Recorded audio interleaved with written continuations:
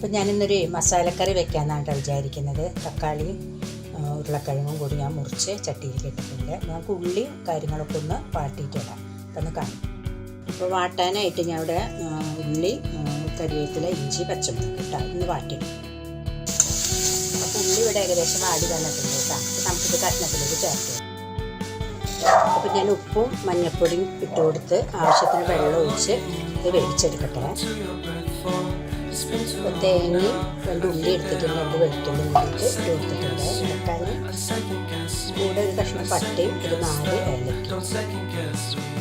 തേങ്ങ നല്ലോണം വറവായിരിക്കട്ടെ. അപ്പം മുളക് പൊടി മല്ലിപ്പൊടിയും കൂടി ചേർത്ത് ഞാൻ ഓഫ് ചെയ്തു. ഇത് നല്ലോണം ഒന്ന് ചൂടാറിയിട്ട് ഞാൻ നരച്ചെടുത്തിട്ട് കറി ഇവിടെ വെന്ത് തേക്കുന്നുണ്ട് കേട്ടോ. ഞാൻ അരച്ചത് വെച്ച് കൊടുക്കുക.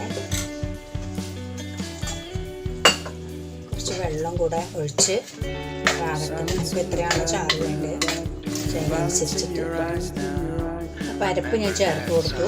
പാകത്തിന് വെള്ളം ഒഴിച്ചിട്ടുണ്ട് കേട്ടോ. അപ്പോൾ നല്ലോണം കറി ഇവിടെ റെഡി ആയിട്ടുണ്ട് കേട്ടോ. ഞാനൊരു വറവും കൂടി ഇട്ടിട്ടുണ്ട്. നല്ല ചിക്കൻ കറി പോലെയായി. അപ്പോൾ കറി എല്ലാവർക്കും ഇഷ്ടപ്പെട്ടെന്ന് വിചാരിക്കുന്നു. എല്ലാവരും സപ്പോർട്ട് ചെയ്യുക.